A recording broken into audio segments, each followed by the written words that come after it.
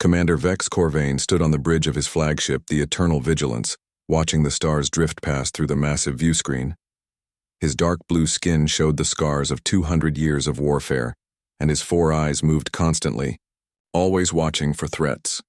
The Dralith species was known throughout the galaxy for their tactical minds and their ability to survive impossible battles. Corvain was perhaps the best example of both traits. The bridge around him hummed with quiet activity. Officers from 6 different species worked at their stations, managing the daily operations of the largest ship in the Outer Rim patrol fleet. The Eternal Vigilance was more than just a warship. It was a symbol of peace, a reminder that the Galactic Defense Coalition could protect its member worlds from any threat. At the communication station, Lieutenant Marcus Webb monitored incoming messages from Coalition Command. The human officer had served under Corvain for 5 years now, and the commander had grown to appreciate his steady competence. Webb was typical of his species: average height, brown hair, and quiet efficiency. He rarely spoke unless spoken to, but when he did, his reports were always accurate and complete. Corvain had worked with many humans over the decades since Earth joined the Coalition. They were useful additions to the fleet, he had decided. Not particularly strong or fast, compared to other species, and their technology was still catching up to galactic standards. But they adapted quickly, followed orders well, and seemed to get along with almost everyone. The humans had joined the Coalition 30 years ago, bringing with them a modest fleet of ships and eager volunteers for military service. Their homeworld, Earth, was a pleasant garden planet in a quiet corner of the galaxy. They had achieved faster-than-light travel only recently, and were still amazed by the wonders of galactic civilization. Most Coalition species viewed humanity as harmless newcomers, who were grateful for protection and willing to learn. They integrated well into mixed crews, performed their duties without complaint, and seemed genuinely committed to the Coalition's mission of peace through strength. "Commander," Webb's voice interrupted Corvain's thoughts. "We're receiving a priority transmission from Deep Space Monitor Station 7. Corvain turned his attention to the human officer. "Put it on screen, Lieutenant." The view screen shifted to show Captain Nala Voss, a Zentari officer whose golden scales glinted under the station's harsh lighting. Her expression was tense, and Corvain could see the fear in her large compound eyes.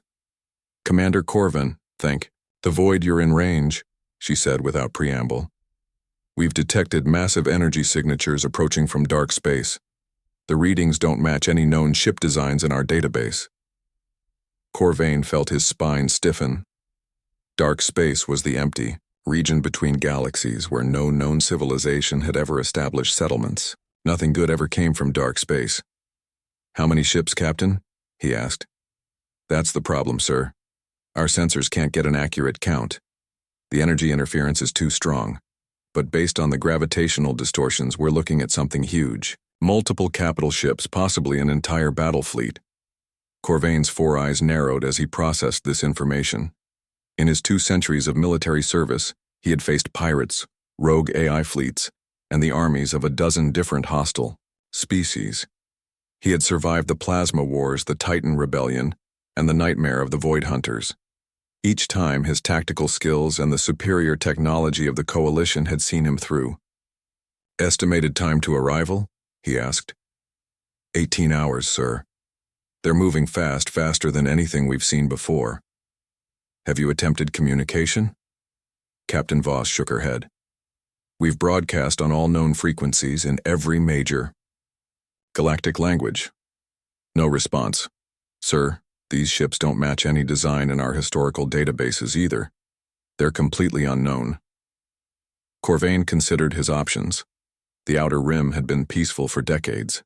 Most of his patrol fleet was spread across a dozen systems, conducting routine patrols and training exercises.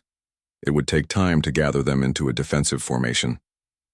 "Captain, broadcast a general alert to all Coalition forces in the Outer Rim.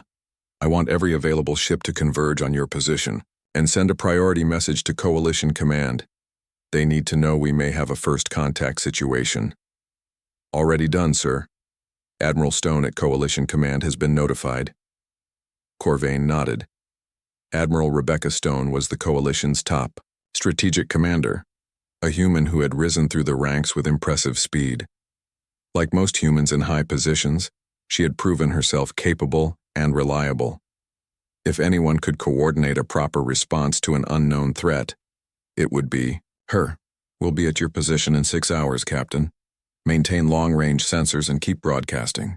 Perhaps these newcomers simply don't understand our communication protocols. Understood, sir. Monitor Station 7 out. The screen returned to its view of the stars. Corvain stood silently for a moment, his tactical mind already working through possible scenarios. First contact with unknown species was always dangerous. Some civilizations were peaceful traders looking for new markets. Others were explorers seeking knowledge and friendship. But the vast majority of unknown ships that emerged from dark space came with hostile intentions.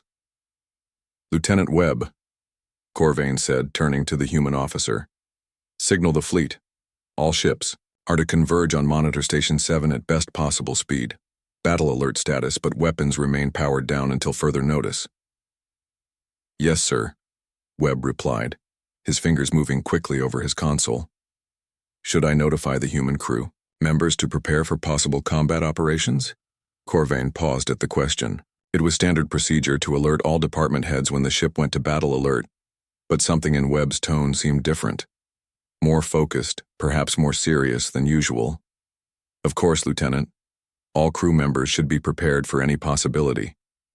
Understood, sir. As Webb began transmitting orders to the other ships in the patrol fleet, Corvain found himself studying the human officer more carefully. Webb had always been competent, but now there was something in his posture that suggested military training, far beyond what most coalition officers received. The thought passed quickly as Corvain's attention returned to the approaching crisis. Unknown ships from dark space, moving faster than any known technology should allow, and completely unresponsive to communication attempts. In his long experience, this combination of factors rarely led to peaceful outcomes. The eternal vigilance began accelerating toward Monitor Station 7, along with the 12 other ships of the patrol fleet. Corvain settled into his command chair and began reviewing tactical databases, searching for any historical precedent that might help him understand what they were about to face. Behind him, Lieutenant Webb continued coordinating fleet communications with quiet efficiency. But if Corvain had looked more carefully, he might have noticed that the humans' messages to other ships included coded phrases that didn't appear in any coalition manual. The unknown fleet continued its approach from dark space, and the galaxy was about to learn that some threats required more than superior technology and tactical brilliance to defeat. They required humanity to stop pretending. 6 hours later, Commander Corvain stood on the bridge of the Eternal Vigilance as his fleet took position around Deep Space Monitor Station 7. 13 coalition warships formed a defensive line, their weapons powered but not yet active. Through the view screen, Corvain could see the massive bulk of Captain Voss's monitoring station. Its sensor arrays pointed toward the approaching unknown fleet. The enemy ships were now visible on long-range sensors, and what Corvain saw made his blood run cold. The vessels were enormous, each one larger than his flagship. Their design was unlike anything in coalition databases. Dark, angular shapes that seemed to absorb light rather than reflect it. Worst of all, there were dozens of them, possibly hundreds. Report, Captain Voss, Corvain ordered as the station commander appeared on his screen. Sir, we've identified at least 60 capital ships and what appears to be several hundred smaller vessels. They're still not responding to any communication attempts. Their approach vector will bring them directly through our position. Lieutenant Webb looked up from his communications console. Commander, I'm detecting energy buildup in their forward weapons arrays. Whatever those ships are carrying, they're powering it up. Corvain nodded grimly. All ships, raise shields and prepare for combat. But hold fire until I give the order. We still don't know their intentions. The unknown fleet continued its approach, moving with a precision that spoke of advanced tactical coordination. As they drew closer, Corvain could see that their ships were not just large but heavily armed. Weapon ports covered their hulls like open wounds, and energy readings suggested power systems far beyond anything the coalition had developed. Incoming, Transmission, Webb announced. It's coming from the lead ship. Put it on screen. The view screen flickered and showed a creature that made several of Corvain's crew step backward in shock. The being was tall and thin, with gray skin that looked like old leather. Its eyes were black holes in a face that seemed carved from stone. When it spoke, its voice was like metal scraping against metal. I am War Leader Thane of the hegemony of Ash. Your pathetic coalition of weaklings has infested this region of space long enough. We claim this territory in the name of our empire. Surrender your ships and prepare for processing. Corvain stood straighter. I am Commander Corvain of the Galactic Defense Coalition. These are sovereign systems under coalition protection. We do not recognize your claims. Withdraw immediately or face the consequences. The creature that called itself Thane made a sound. That might have been laughter. Your coalition, your protection. These words mean nothing. We have conquered 17 galaxies. We have burned 1,000 civilizations to ash. You will join them, or you will die fighting. The choice is yours, but the outcome is the same. The transmission cut off abruptly. Corvain felt a chill run through his body that had nothing to do with the bridge temperature. In 200 years of warfare, he had never encountered an enemy that spoke with such casual certainty about genocide. All ships, battle stations, he ordered. This is not a negotiation. They intend to destroy us regardless of what we do. The coalition fleet formed up in standard defensive formation, with the heaviest ships at the front and the lighter vessels providing support fire from the flanks. It was a formation that had served Corvain well in dozens of battles against pirates and hostile species. The hegemony fleet advanced without changing course or speed. When they reached weapons range, they opened fire without warning. Corvain watched in horror as the enemy weapons tore through his fleet's shields like they weren't. Even there, the first salvo destroyed 2 coalition cruisers instantly, turning them into expanding clouds of debris. The second salvo crippled the monitor station and sent it spinning out of control. Return fire, Corvain shouted, but his weapons officer was already shaking his head. Sir, our energy weapons aren't penetrating their shields. The missiles are being intercepted by some kind of point defense system we've never seen before. On the tactical display, Corvain watched his carefully planned defensive line fall apart in minutes. The enemy ships moved with impossible speed and agility for their size, dodging coalition fire while delivering devastating attacks in return. Their weapons seemed to ignore standard shield frequencies, cutting through defensive barriers that should have stopped anything. Tactical retreat, Corvain ordered, his voice bitter with defeat. All ships fall back to Rally Point Alpha. Fighting withdrawal, cover the monitor station evacuation pods. As his fleet began its retreat, Corvain noticed something strange. Lieutenant Webb and the other human crew members on the bridge were not panicking like the rest of his officers. Instead, they worked with calm efficiency, as if massive military defeats were something they dealt with every day. Webb coordinated the retreat communications with steady hands, his voice never wavering as he relayed orders to the fleeing ships. The human engineer at the damage control station worked methodically to repair shield generators, showing no sign of the fear that had gripped the rest of the crew. Most disturbing of all, when Corvain glanced at Webb during a brief lull in the retreat, he could have sworn he saw something like recognition in the human's eyes. Not surprise at the enemy's superior technology, but the look of someone who had seen this kind of warfare before.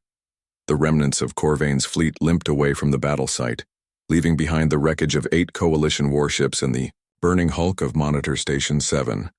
The hegemony fleet did not pursue immediately, instead spreading out to begin systematic destruction of everything in the system. Status report, Corvain demanded once they were clear of immediate danger. His tactical officer, a young Zentari named Kyle, looked up from his console with shaking hands. Sir, we've lost 60% of the fleet. The survivors all have significant damage. At least 3 ships won't be able to make hyperspace jumps without major repairs. Corvain closed his 4 eyes and tried to process the magnitude of the defeat. In all his years of military service, he had never lost a battle so completely or so quickly. The enemy had superior technology, superior numbers, and superior tactics. Everything the coalition thought it knew about warfare had just been proven wrong. Commander. Webb's voice was quiet but steady. I recommend we send an immediate priority alert to Coalition Command. They need to know what we're facing here. Already planned, Lieutenant. What's your assessment of the enemy fleet? Webb was silent for a long moment, staring at the tactical display that showed the hegemony ships beginning their systematic destruction of everything in the system. When he spoke, his voice carried a weight that Corvain had never heard from any human before. Sir, based on their tactics and technology, I believe we're facing a civilization that has perfected the art of total warfare. They don't fight to conquer or control.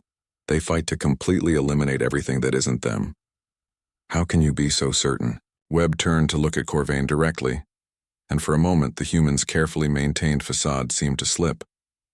Because, sir, I've seen this before. Not exactly this, but close enough. This is what warfare looks like when a species decides that the only acceptable outcome is the complete extinction of everyone else. Before Corvain could ask what he meant by that, the communications console began receiving emergency transmissions from across the outer rim. Other coalition fleets were reporting contact with hegemony forces. The reports were all the same. Overwhelming enemy superiority, devastating defeats, and systematic destruction of everything in their path. The hegemony of Ash had not come to conquer the coalition. They had come to wipe it out of existence entirely. And so far, nothing the coalition possessed seemed capable of stopping them. As the Eternal Vigilance jumped to hyperspace, carrying news of the disaster to Coalition Command, Corvain found himself wondering for the first time in his long career if this might be the enemy that finally proved too strong to defeat. Behind him, Lieutenant Webb began composing a message on his personal communicator, using codes that didn't appear in any coalition. Manual. 3 days after the disaster at Monitor Station 7, the remnants of Corvain's fleet had reached Coalition Command headquarters at Nexus Prime. The massive space station orbited the capital world of the Coalition, its gleaming towers a symbol of unity among the stars. But now those towers seemed fragile against the threat approaching from dark space. Commander Corvain sat in the emergency council chamber, surrounded by the highest-ranking officers in the Coalition military. The reports coming in from across the galaxy painted a picture of complete catastrophe. System after system was falling to the hegemony advance. Entire fleets were being destroyed without managing to inflict meaningful damage on the enemy. Admiral Rebecca Stone, the human commander of Coalition Strategic Forces, stood at the center of the holographic display showing the current tactical situation. Her face was calm, but Corvain could see tension in the way she held her shoulders. Red markers indicated hegemony positions, spreading like a disease across the map of Coalition space. The situation is critical, Admiral Stone said to the assembled officers. We estimate the hegemony has committed over 3,000 capital ships to this invasion. Their technology is centuries ahead of ours. Standard tactics are proving completely ineffective. General Marcus Kane, a veteran Dralith commander, shook his head in frustration. We've thrown everything we have at them. Quantum torpedoes, plasma cannons, even experimental singularity weapons. Nothing penetrates their shields. What about the Titan defense grid? Asked Captain Lisa Davis, one of the few human officers present at the high command level. Overrun in the first wave, Stone replied grimly. The automated defense platforms lasted less than an hour against their advance forces. Corvain listened to the discussion with growing despair. Every option they considered had already been tried and failed. The Coalition's greatest minds were running out of ideas, and the enemy was still advancing toward the core worlds. During a break in the meeting, Lieutenant Webb approached Corvain privately. The human officer looked different somehow, more serious than usual. His casual demeanor had been replaced by something that reminded Corvain of his most experienced combat veterans. Commander, I need to make a special communication request, Webb said quietly. What kind of request, Lieutenant? Webb looked around to make sure no one else was listening. I need to send a priority message to Earth using the ship's most powerful transmitters. It's not through normal Coalition channels. Corvain studied the human's face carefully. What kind of message requires bypassing coalition communication protocols? Sir, I can't explain everything right now, but humanity has certain contingency plans that were put in place when we joined the coalition. Plans that we hoped would never need to be activated. What kind of contingency plans? Webb was quiet for a long moment. The kind that gets used when facing an enemy that threatens the complete extinction of coalition civilization. Despite his confusion, something in Webb's tone convinced Corvain to approve the request. 2 hours later, they stood together on the bridge of the Eternal Vigilance as Webb prepared his mysterious transmission. "Are you certain about this, Lieutenant?" Corvain asked. "No, sir, I'm not certain about anything anymore. But if there's any chance this can help, we have to try it." Webb activated the ship's main communications array and began transmitting on a frequency that Corvain had never seen used before. The message itself was encrypted with codes that didn't match any coalition standard. Emergency Protocol 77. "This is Lieutenant Marcus Webb, serial number Delta 749. Formerly Colonel Marcus Webb, 3rd Battalion, Terran Marine Corps. Coalition forces have encountered an extinction-level threat. The enemy practices total warfare doctrine. Repeat, total warfare doctrine. Request immediate activation of Directive Omega. Civilian casualties are acceptable. Repeat, civilian casualties are acceptable." As Webb finished the transmission, Corvain felt his blood turn cold. "Colonel Marcus Webb? Lieutenant, what aren't you telling me?" Webb turned to face his commander, and for the first time since Corvain had known him, the human's expression was completely open and honest. "Sir, every human serving in coalition forces is a military veteran who volunteered for deep cover assignments. We were sent to integrate with alien forces, learn your technologies and tactics, and wait for activation orders." "Deep cover assignments? You mean you've been spying on us?" "Not spying, sir. Preparing. Earth's leadership knew that someday the coalition might face an enemy too powerful for conventional warfare. When that day came, they wanted human assets already in position throughout the fleet." Before Corvain could respond, other human crew members began gathering on the bridge. The chief engineer, the weapons officer, even the medical staff. All of them moved with a military precision that hadn't been visible before. Their casual, friendly demeanor was gone, replaced by something much more dangerous. "How many of you are there?" Corvain asked. "In your fleet?" "About 300, Webb replied. "Throughout coalition space?" "Several thousand." The response from Earth arrived faster than should have been possible. The message was broadcast simultaneously to every human in coalition space on the same encrypted frequency Webb had used. Corvain watched as every human on his ship stopped what they were doing to listen. The voice that came through the speakers belonged to a woman with absolute authority in every word. "This is Admiral Rebecca Stone, Supreme Commander, Terra Defense Force. Authentication confirmed. Directive Omega is now in effect. All sleeper assets are weapons-free. The hegemony of Ash has chosen extinction. We will oblige them." Corvain stared at Webb in shock. "Admiral Stone? But she's here. At Coalition. Command." "No, sir. That's Admiral Rebecca Stone of Coalition Strategic Forces. This is Admiral Rebecca Stone of Terra Defense Force. They're different people." As the message continued, Corvain learned things about humanity that made him question everything he thought he knew about his human allies. Phase 1 assets. Begin intelligence gathering and sabotage operations. Phase 2 assets. Prepare for equipment transfer. Phase 3 assets. Stand by for fleet coordination duties. All personnel are reminded that operational security is no longer a priority. The galaxy will see what we really are. When the message ended, Webb turned to Corvain with an expression the alien commander had never seen on any human face before. Cold, calculating, and utterly without mercy. "Commander, I strongly recommend you order all non-human personnel to evacuate to the emergency shelters immediately. What happens next is not something your species should witness." "Lieutenant, what exactly is going to happen next?" Webb began. "Accessing computer systems with codes and clearances that no coalition officer should possess." "Sir, the hegemony thinks they've encountered another weak civilization to be crushed and consumed. They're about to learn they've made a terrible mistake. Throughout the ship, human crew members were shedding their casual facades like discarded clothing. They moved with lethal grace, spoke with military precision, and looked at their alien crewmates with expressions that mixed affection with pity. "Webb," Corvain said slowly, "what exactly is humanity?" The human paused in his work and looked directly at his commander. "We're what evolution creates when a species spends millions of years perfecting the art of killing each other and everything else on their world. We're what happens when that species learns to work together instead of fighting each other." Returned to his console, fingers moving across controls with inhuman speed.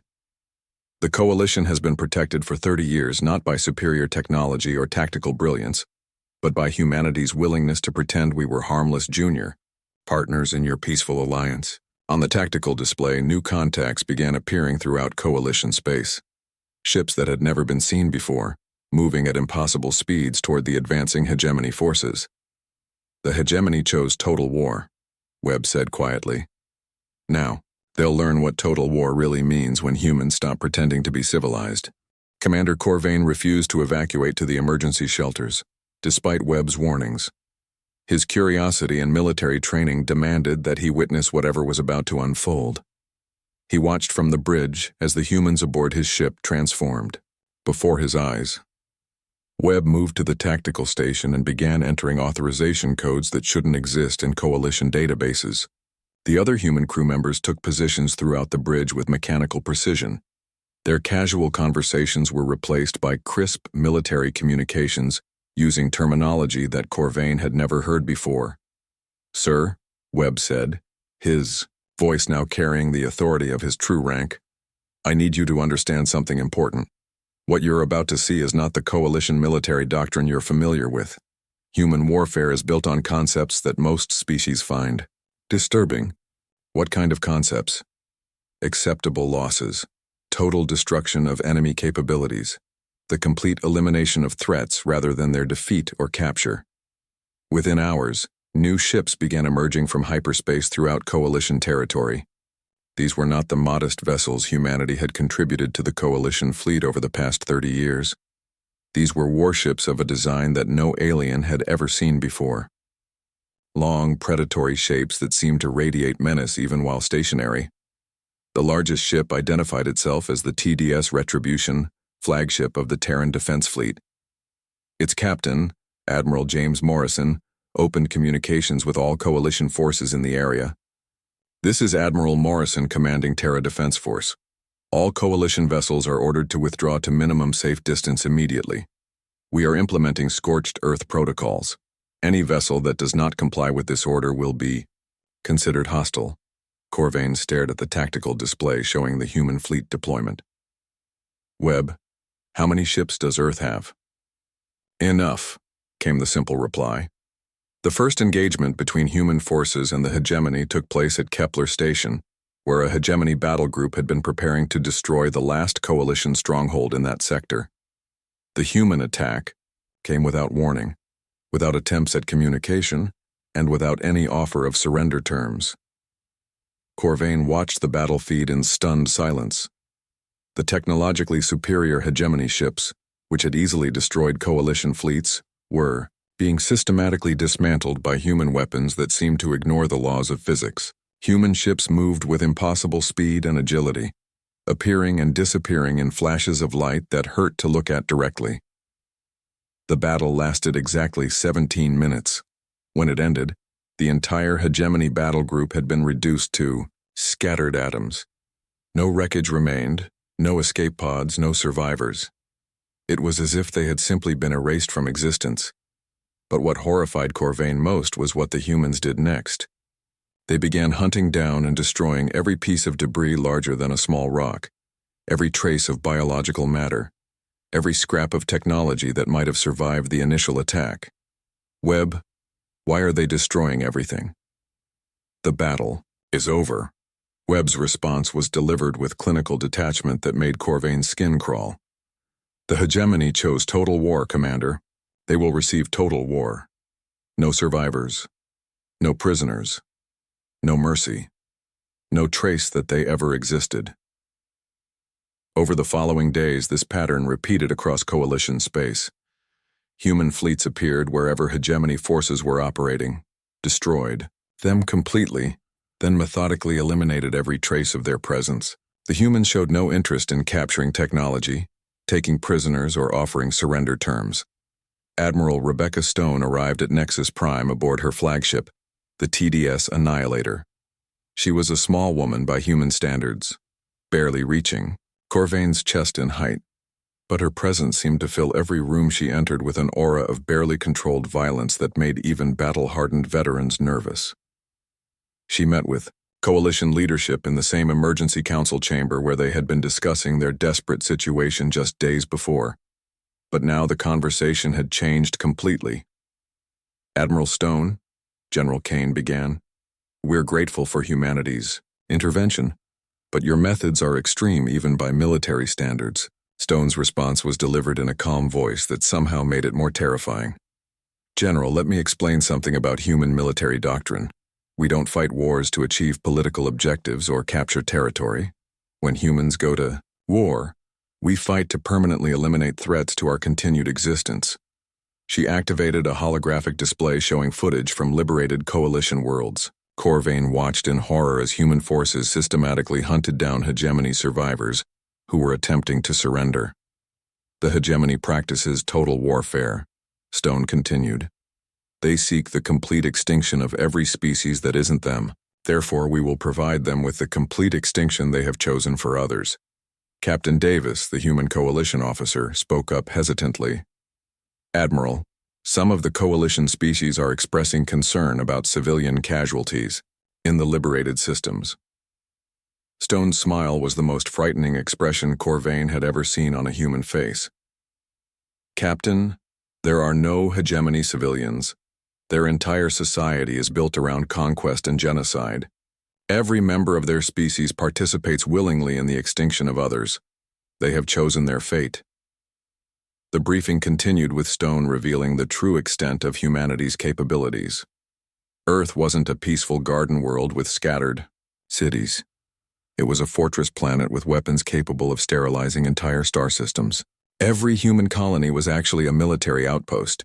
Every human merchant vessel was a disguised warship. "For 30 years, Stone explained, humanity has played the role of grateful junior partners in your coalition. We hid our true nature because we hoped it would never be necessary to reveal it.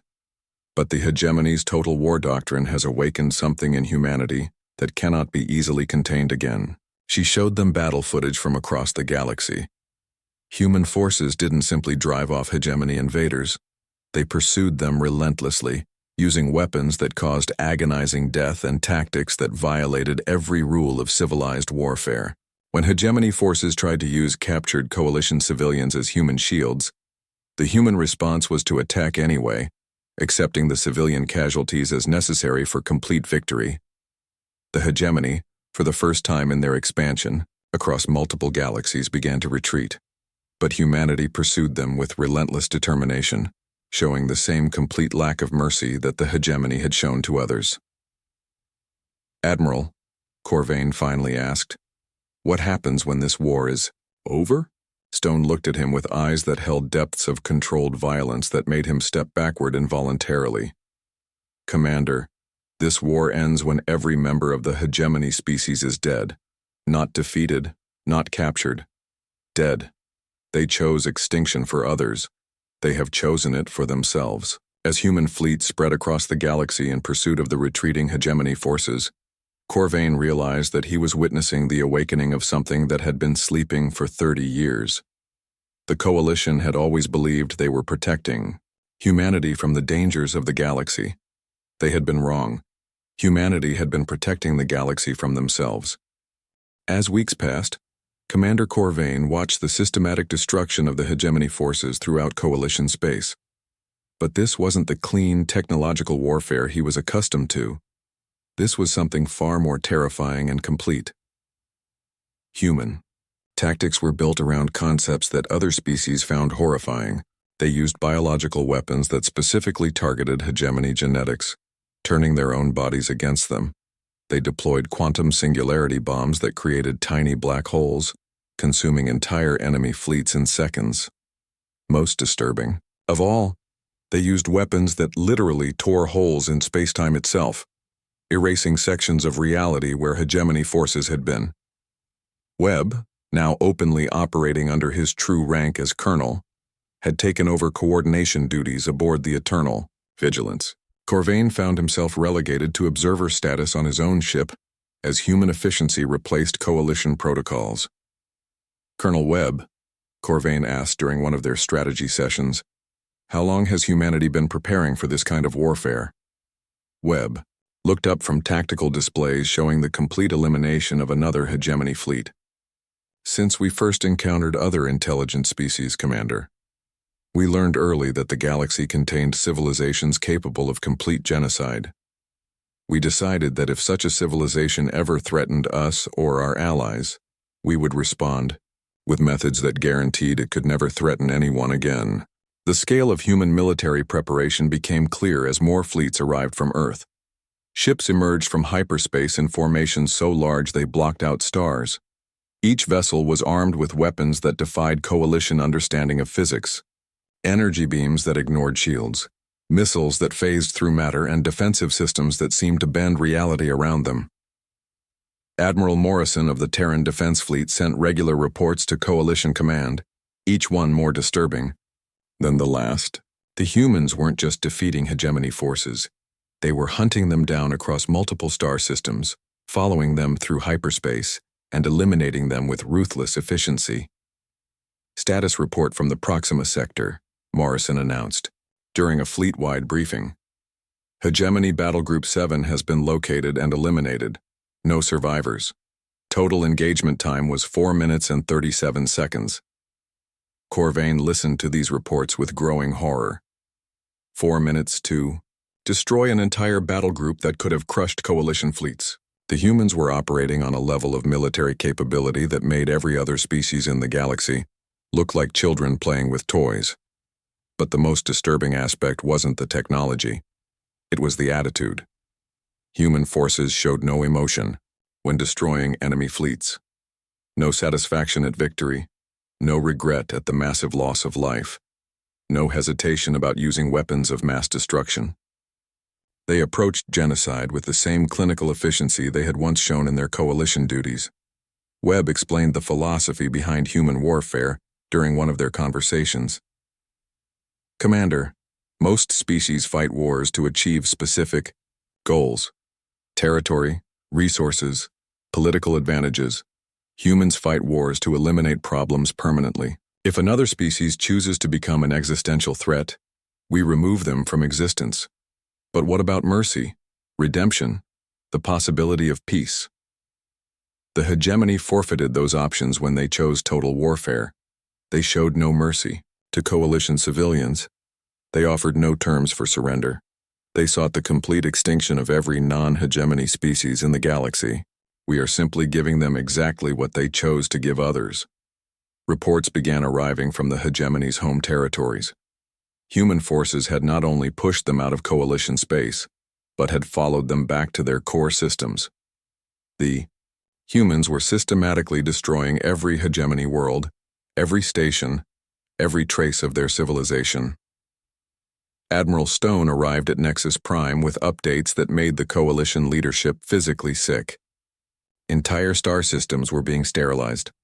Planets that had supported hegemony civilization for thousands of years were being reduced to lifeless rocks.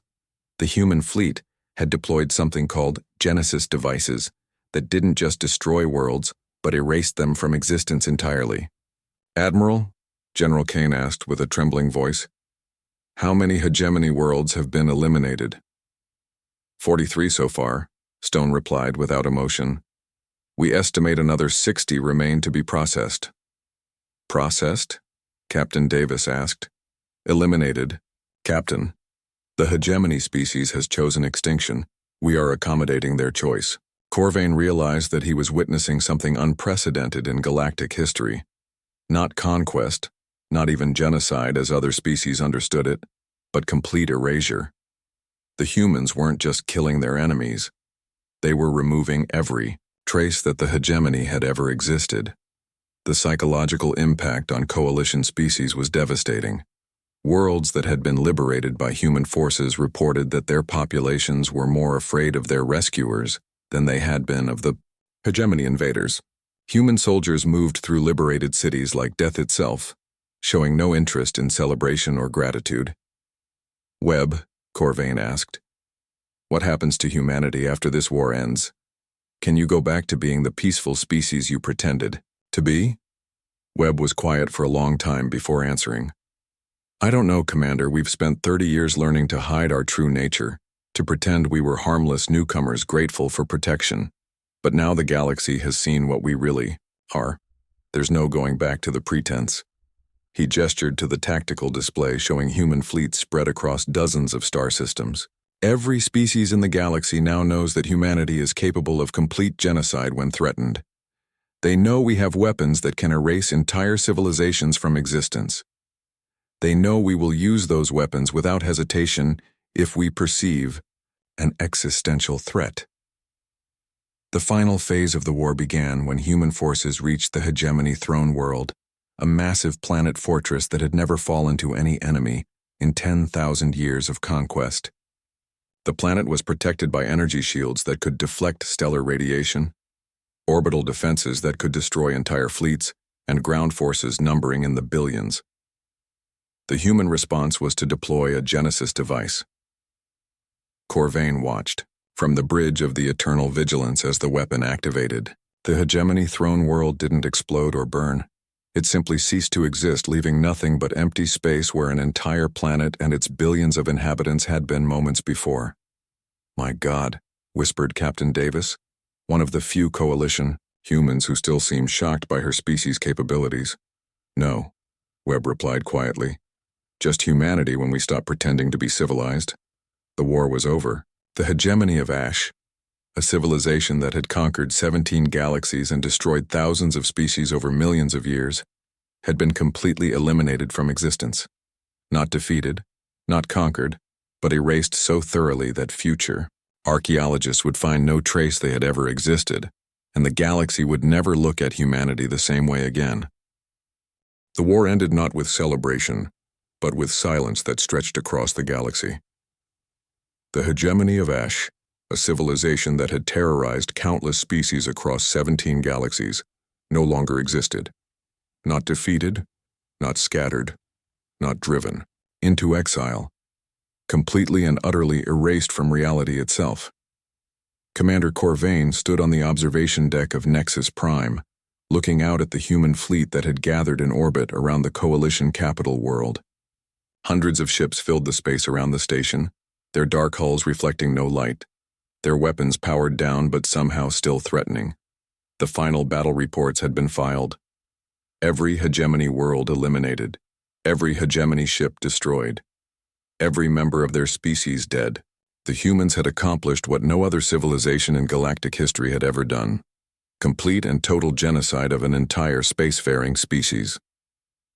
But the cost of that victory was becoming clear to everyone in the coalition. Colonel Webb, no longer pretending to be a mere lieutenant, found Corvain on the observation deck.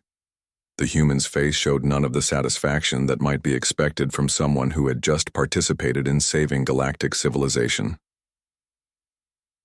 The Coalition Council has requested a meeting with human leadership, Webb said quietly. About what? About what happens next. About how the galaxy is supposed to function, now that everyone knows what humanity is really capable of. The meeting took place in the largest conference room on Nexus Prime. Representatives from every coalition species were present, along with Admiral Rebecca Stone and the senior commanders of the Terran Defense Force. The atmosphere was tense in a way that had nothing to do with military threats.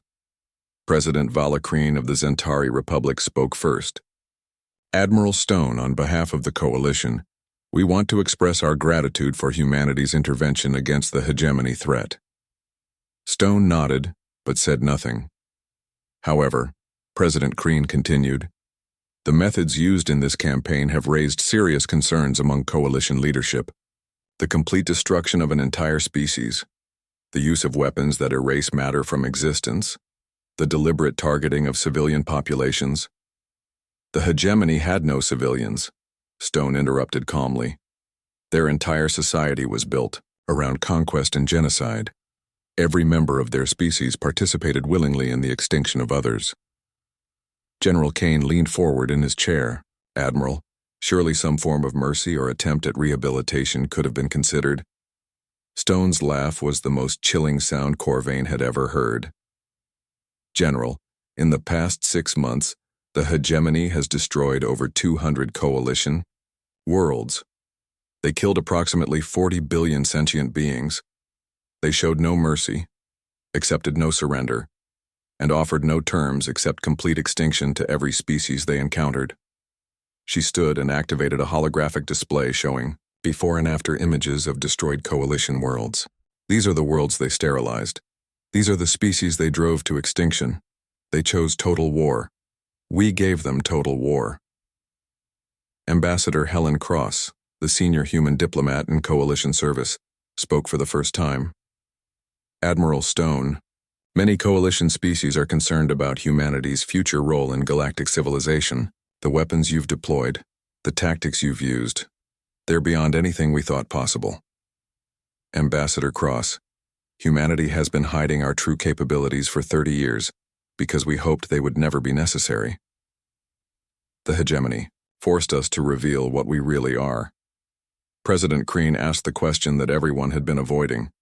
Admiral, what assurance can humanity give that these weapons will never be used against coalition species?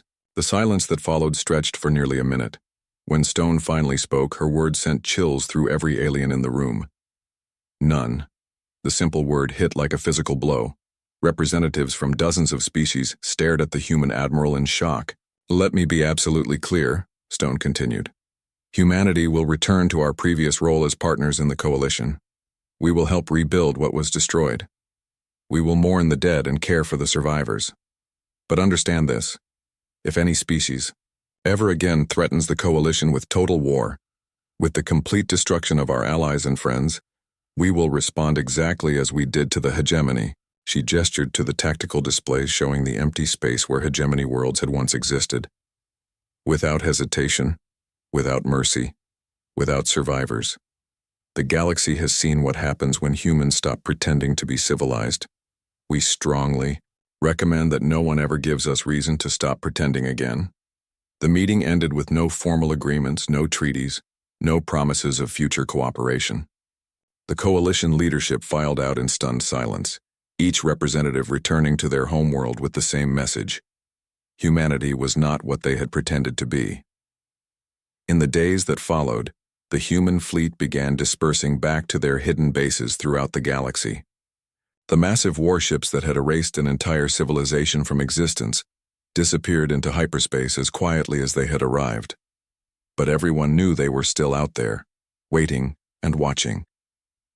Webb found Corvain one last time before returning to his true assignment with Terran intelligence. The human looked tired, older than his years, as if the weight of what his species had done was finally settling on him. Commander, I want you to know that serving under your command was an honor. You're a good officer and a better person than this war allowed any of us to be. Webb, or should I say Colonel? What happens now? Can humanity ever go back to being the species we thought we knew? Webb shook his head slowly. I don't think so, sir. The galaxy has seen our true face. They know what we're capable of when pushed to the edge. That knowledge changes everything. He looked out at the stars through the viewport. For 30 years, we pretended to be grateful newcomers learning from our wise alien allies. In reality, we were the apex predators of the galaxy, hiding our claws and fangs because we didn't want to scare our friends. And now? Now everyone knows what we really are. They know we have weapons that can erase civilizations from existence. They know we will use them without hesitation if we perceive an existential threat. They know that humanity's continued friendship depends entirely on their continued good behavior. Webb turned to leave, then paused at the doorway.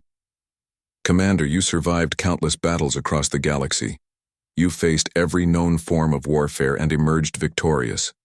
But I hope, for everyone's sake, that you never have to survive human wrath turned against the coalition. Corvain spent the following weeks writing his final report on the Hegemony War. As one of the few alien commanders to witness humanity's true capabilities firsthand, his account would become essential reading for every coalition military officer. The report concluded with a classified recommendation that would shape coalition policy for generations to come. Humanity must never be given reason to view the coalition as an enemy. Our survival depends not on our weapons, our technology, or our tactical superiority. It depends entirely on their continued goodwill. We have seen what happens when humans abandon the pretense of civilization. We must ensure they never have reason to abandon it again. The final line of his report echoed the words that would haunt his dreams for the rest of his life. I survived endless conflicts across the galaxy, faced every known form of warfare, and defeated impossible odds. But I pray I never have to survive. Human wrath turned against us. The hegemony of Ash was gone, erased so completely that future generations would never know they had existed.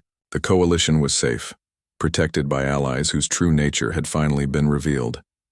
And throughout the galaxy, every species that had once thought themselves humanity's equals now understood the truth. They existed only because humanity allowed them to exist. The apex predators of the galaxy had revealed themselves, and the balance of power would never be the same again. In the depths of space, human ships continued their patrols, their crews once again pretending to be the harmless, junior partners in a peaceful alliance. But now everyone knew it was just pretense, and everyone prayed it would never end.